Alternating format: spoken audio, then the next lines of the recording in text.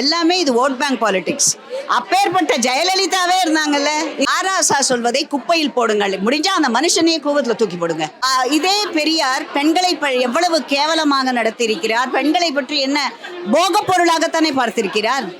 அன்பில் பொய்யாமொழியோட பையனே நான் பிரெஞ்சு படிச்சேங்கிறாரு. இப்ப நான் கேட்கிற கார்பரேஷன்ல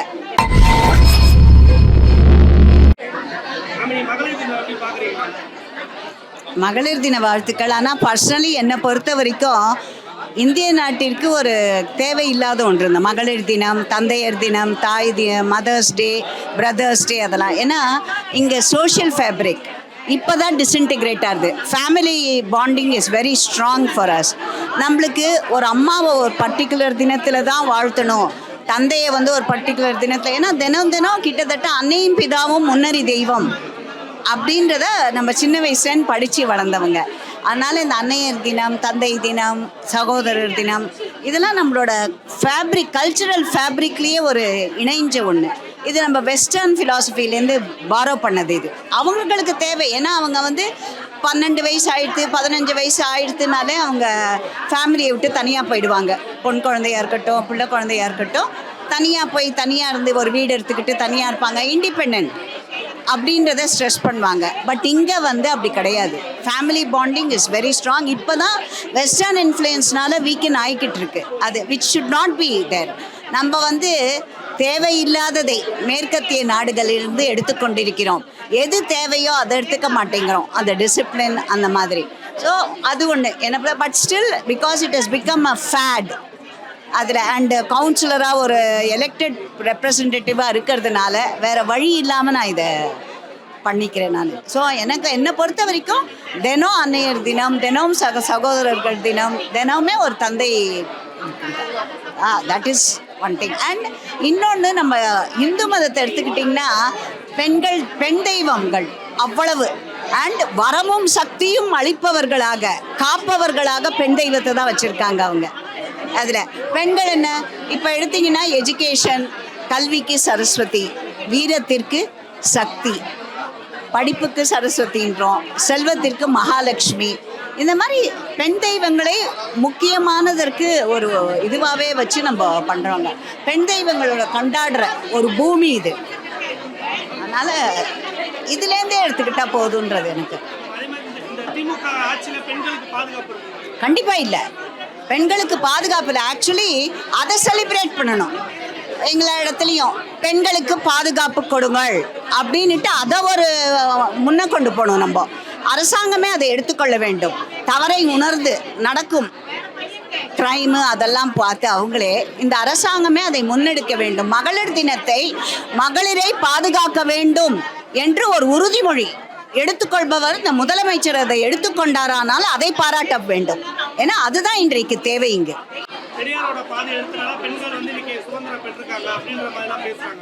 இவங்க ஒரு கட்டமைப்பு ஒன்று பொய் பிம்பத்தை உருவாக்கி வைத்திருக்கிறார்கள். அதை கொஞ்சம் கொஞ்சமாக இப்போ உடைச்சிட்டு வருது. மக்களுக்கு உண்மை புரியுது. ஏன்னா இவங்க சொன்னது ஒரு 30 வருஷம் முன்னாடி நம்புறதுக்கு தயாராக இருந்தார்கள் மக்கள்.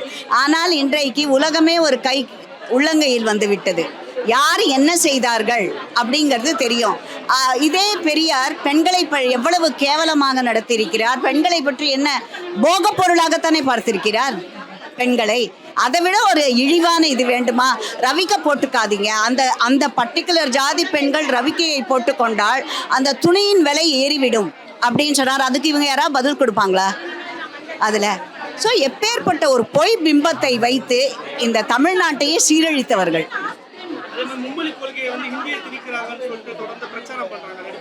நிச்சயமாக அதான் நான் சொன்னேன் இல்லையா, இவங்களே ஒரு ஃபேக் நரேட்டிவ்.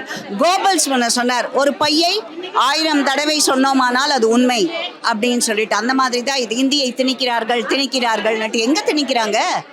இதை இந்தி திணிப்பை யார் எடுத்தாங்க? 60களில் காங்கிரஸ் ஆட்சி தானே எடுத்தது. இப்பொழுது அவர்களுடன் தானே ஒட்டி கொண்டும் உறவாடி கொண்டும் இருக்கிறார்கள் அவர்கள். காங்கிரஸ் கிட்டேருந்து ஒரு மர்மர் கூட வரலையே இதுக்கு. எந்த லாங்குவேஜ் வேணால் படிக்கட்டும் தானே சொல்கிறோம் நாங்கள். 3வது லாங்குவேஜ் அவங்க குழந்தைங்க படிக்கலாம். அன்பில் பொய்யாமொழியோட பையனே நான் ஃப்ரெஞ்சு படித்தேங்கிறாரு. இப்போ நான் கேட்குற கார்பரேஷனில் அலையன்ஸ் ஃப்ரான்ச்சைஸோட ஒரு MOU சைன் பண்ணியிருக்காங்க அப்படின்னு சொன்னாங்க. நான் அது டீட்டெயில்ஸ் வேணும்னு சொன்னேன். இது வரைக்கும் அது வரல. ஃப்ரெஞ்சை கற்றுக் கொடுக்க போகிறாங்களாம். செம்மொழி எதற்கு, செம்மொழி தமிழ் இருக்க எதற்கு ஒரு ஃப்ரெஞ்சு இவங்க? ஒரு நான் தான் அன்னிலேருந்து சொல்லிட்டு இருக்கிறேன், ஒரு தமிழ்நாட்டில் இருக்கிறவங்க இந்த தமிழ் மொழியை படிக்காமலேயே அவங்க ஃபுல் படிப்பை முடிச்சிடலாம். இது எந்த மாநிலத்திலும் கிடையாது. இதுக்கு என்ன இவங்க தான் தமிழை பல்லக்கில் தூக்கி வைப்பார்களா? 5ஆம் கிளாஸ் வரைக்கும் தமிழ் கம்பல்சரின்னு வைக்கட்டுமே. அதை எங்கேயாவது இவங்க பண்ணுவாங்களா? இவங்க நடத்துகிற ஸ்கூலில் முதல்ல வைக்கட்டும். எங்களை கேட்பவர்கள் அவர்களுடைய கட்சிக்காரர்கள், முதலமைச்சரின் மகள் நடத்தும் பள்ளிக்கூடம், அங்கெல்லாம் தமிழ் 5ஆம் கிளாஸ் வரைக்கும் கட்டாய மொழினாக்கட்டுமே. அவங்க தமிழில் பேசினா ஃபைனுன்னு போடுறவங்க இருக்காங்க. அல்ல, இவங்க தான் தமிழை எடுத்துகிட்டு போகிறவங்க. இவங்க என்ன சொல்றாங்க, நிதி மும்மொழி ஆதரிச்சாதான் நிதி கொடுக்கணும்ன்ற மாதிரி பொய் பிரச்சாரம் பண்றாங்க. அதான் நான் சொன்னேன் இல்லையா, fake narrative 1, fake narrative 2, fake narrative 3, fake narrative 4ன்னு இது போய்கிட்டே இருக்கும். அடுத்த வருஷம் ஒரு எலெக்ஷன், அதனால் தினம் ஒரு ஃபேக் நரேட்டிவ் தான் வெளில வரும். அதில் இப்போது நீங்கள் அந்த பணம் சொன்னீங்க, ஒரு திட்டத்தை எடுத்தால் அந்த திட்டத்தில் உள்ள சட்டத்திட்டங்களையும் வரையறைகளையும் பின்பற்றினால்தான் அதற்கு கொடுப்பாங்க அவங்க. இப்போது சிட்கோ இண்டஸ்ட்ரியல் எஸ்டேட் இருக்குது, அதில் ஒரு சட்டத்திட்டங்கள், அங்கே இண்டஸ்ட்ரி ஆரம்பிப்பவர்களுக்கு இதுக்கு உட்பட்டு கடன் கொடுப்பாங்க. அதை மீறி கடனை கொடுப்பாங்களா? அந்த சட்டத்திட்டங்களை எல்லா இதுக்குமே ஒரு சட்டத்திட்டங்கள் இருக்கிறது. இப்போ முதியோர் பென்ஷன் இவ்வளோ வயசுக்கு மேலே தான் இருக்குது. 40 வயசுக்காரம்ப எனக்கு முதியோர் பென்ஷன் கொடுப்பாங்களா இவங்க? மகளிர் திட்ட உதவி, மகளிர் திட்டம்னே இருக்குது. அதில் போய் குழந்தை இல்லாதவர்களுக்குன்னு இருக்காங்க. ஒரு குழந்தைய வச்சுக்கிட்டு எனக்கு கொடுப்பாங்களா இவங்க? சட்டத்திட்டங்களுக்கு உட்பட்டு தானே கொடுக்க முடியும். எந்த திட்டமோ அந்த திட்டத்தை எங்கள் பேராசிரியர் ரொம்ப அழகாக சொல்லியிருக்கார். அந்த சட்டத்திட்டங்களை பின்பற்றாமல் எங்களுக்கு பணத்தை மாத்திரம் கொடு என்றால் எப்படி கொடுக்க முடியும்? முதல்ல இவங்க கிட்ட ஒரு டிரான்ஸ்பரன்சி இருக்கா, வெளிப்படைத்தன்மை? மத்திய அரசிடமிருந்து எவ்வளவு நிதி வந்திருக்கிறது இவர்களுக்கு? நான் கார்பரேஷன்லேயே இதை 3 வாட்டி கேட்டேன்.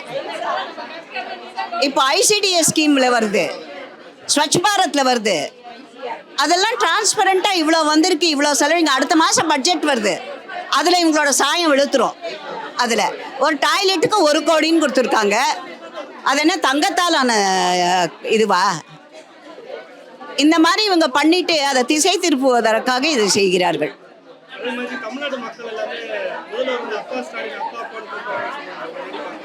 காமெடி. மக்களை சீரியஸாக அவங்களோட கஷ்டங்கள்லேருந்து வெளில ஒரு 5 நிமிஷம் சிரிக்கலாம், 10 நிமிஷம் சிரிக்கலாம். அதுக்காக தான் இது. அதில் நான் தான் சொல்லிட்டேனே, ஃபேக் நரேட்டிவ் 1, 2, 3, 4 அவ்வளோதான். அதில் அங்கே ஒன்று சொல்லுங்கள். அடுத்து இன்பநிதி. அப்போ உதயநிதி யார் அவர்களுக்கு? உதயநிதி அண்ணான்னு போடணுமா? அடுத்து இன்பநிதி எப்போ? எல்லாம் இவங்க குடும்பமே தானே. இவங்க என்ன உறவு? அப்போ இன்பநிதி என்ன உறவு சொல்லி கூப்பிடுவாங்க? எல்லாமே வேறு தான். எல்லாமே இது ஓட் பேங்க் பாலிடிக்ஸ். அப்பேற்பட்ட ஜெயலலிதாவே இருந்தாங்கல்ல, இரும்பு மனுஷியே ஒரு ஓட் பேங்க் பாலிடிக்ஸ்க்கு பேண்டர் பண்ணாங்கல்ல. அது கண்டிப்பாக மைனாரிட்டி ஓட் பேங்கை வச்சுக்கணுன்றதுக்காக பார்க்குறாங்க. அவ்வளோதான். மக்கள் ஆனால் நல்ல ஓட் போடுற சமயத்தில் நல்ல பாடம் புகட்டுவார்கள். அதே மாதிரி இப்போ அனைத்து கட்சி கூட்டம் ஸ்டாலின் அவர்கள் நடத்தினாரு. அதில் இது ஒரு தொகுதி சீரமைப்பு ஒரு பெரிய பிரச்சனையாக இது பண்ணுறாங்க. எதம்மா? தொகுதி சீரமைப்புக்காக அனைத்து கட்சி கூட்டம். அது ஃபேக் நரேட்டிவ் 1, 2, 3, 4 சொன்னேன் இல்லையா? அதில் ஒன்று. எங்கேயாவது ஒரு இடத்துல இதில் என்ன உண்மைன்னா, இதில் ஃபஸ்ட்டு எப்போ ஆரம்பிச்சுது? அதை 25 வருஷம் காங்கிரஸ் இது பண்ணாங்க, போஸ்ட்போன் பண்ணாங்க. அடுத்து எங்கள் வாஜ்பாய்ஜி போஸ்ட்போன் பண்ணாங்க, திருப்பி போஸ்ட்போன் பண்ணுன்றாங்க. அது பண்ணலாம் முடியாது, மக்கள் தொகையை வச்சு பண்ணுறாங்கன்றாங்க. மக்கள் தொகையை வச்சு வரும்னா இப்போ 80 இருக்கிறவங்களுக்கு கரஸ்பாண்டிங்காக போகும், இங்கே இருக்கிற 40க்கு கரஸ்பாண்டிங்காக. இவங்களோட வைத்தறிச்சலை என்னென்னா, யூபி பீகாரில் ஜாஸ்தி ஆகுதே, அதுதான் பயம். பாஜக ஸ்ட்ராங்காக இருக்கிற இடத்துலலாம் ஜாஸ்தி ஓட்டு 780 அந்த மாதிரி போச்சுன்னா அவங்களுக்கு ஜாஸ்தி போகுதுங்கிற வைத்தறிச்சல் தான். இதில் எப்படின்னா போட்டிக்கு பிள்ளை பெற்றுக்கிட்டானுவாங்க. தமிழில் ஒரு பழமொழி, அதுதான் இது. குறையில விதிகாச்சாரம்னு சொல்லியாச்சு. இவங்களுக்கு இருக்கிற 40ல் 10% வச்சுக்கோங்க, ஒவ்வொருத்தருக்கும் 4 சீட் ஜாஸ்தி ஆகும் இவங்களுக்கு.